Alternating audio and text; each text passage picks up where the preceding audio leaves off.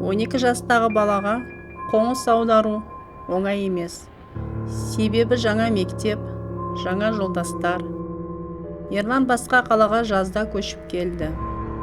Кешке ол үйінің жанында отырғанда қасына өзі сияқты 12-13 жастағы бала келді.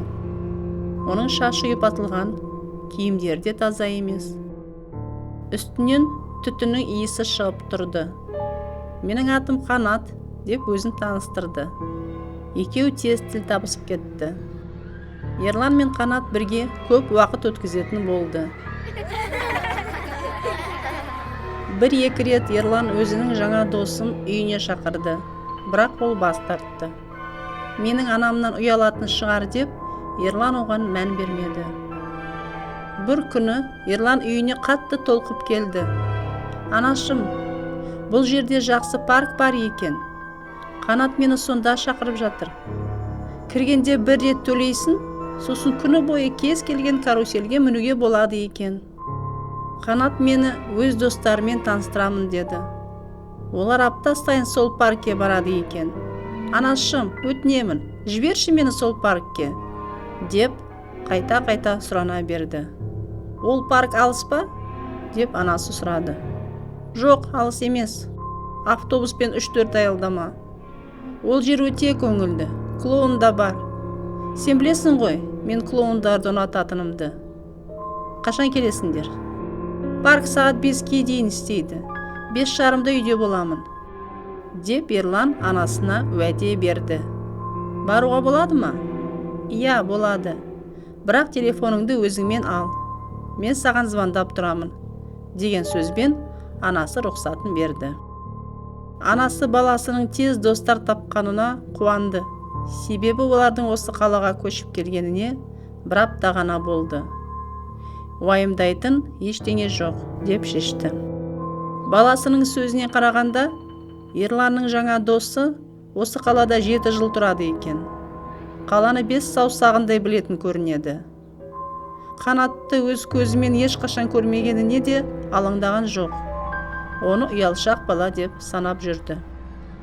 Ерлан паркке барам деп түнде біраз ұйықтай алмай жатты. Түсінде сол паркты көрді. Ішінде балмұздақ жеп жүр екен. Көңілді клоунның әзілдеріне күліп.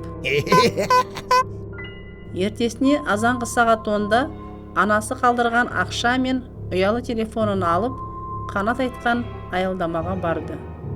Жарты сағаттан кейін балалар паркке келді.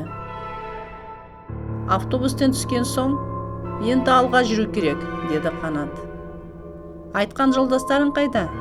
деген сұраққа, «Олар бізді баяғыда күтіп тұр», деп жауап берді.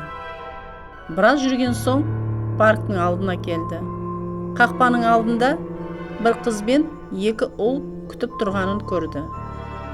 «Мынау Айжан, ал мыналар Болат пен Нұрбек», деп Қанат бізді таныстырды. Балалар маған бір түрлі қарады. Түрлері көңілді емес. «Жүріңдер, каруселге барайық», деп Қанат бізді алға қарай итерді. Бір қызығы, паркте адам өте аз.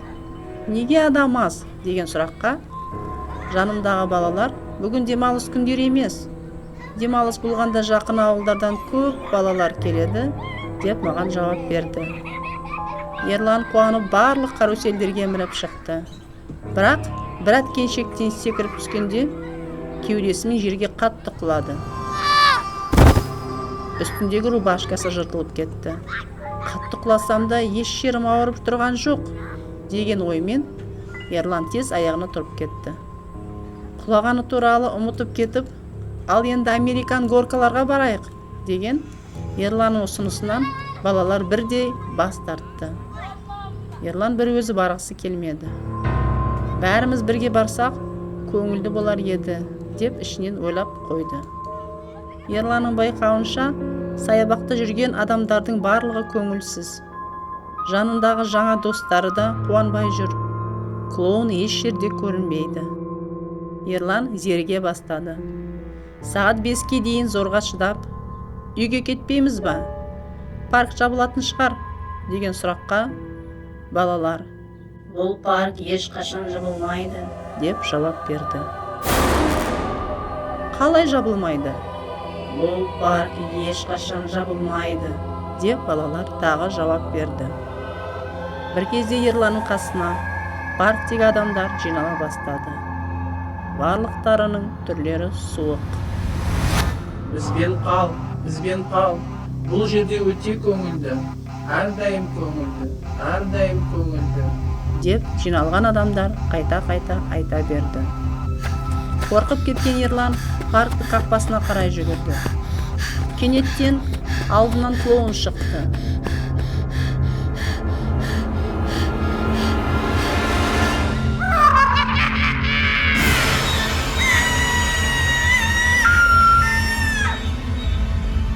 Ол оның қолынан ұстап алып, Ай досым, қайда бара жатырсың?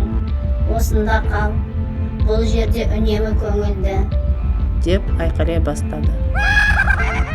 Ерлан қолын жұлып алып, аялдамаға қарай жүгірді. Қараса, автобус кетіп бара жатыр екен.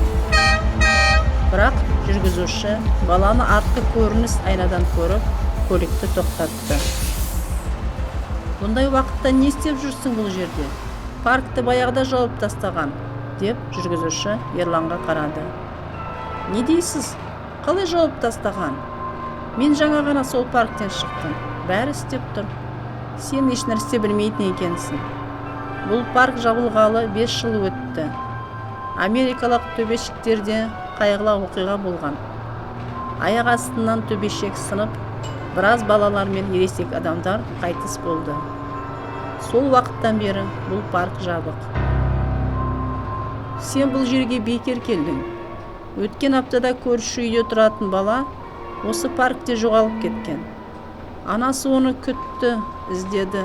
Аяғында шыдай алмай, қайғыдан асылып өлді. Ерлан бұл әңгімеге сенбеді. Сағатына қараса, кешкі 11. Телефонында қабылданбаған қоңырау жоқ. Үйіне кіргенде жылап отырған анасын көрді.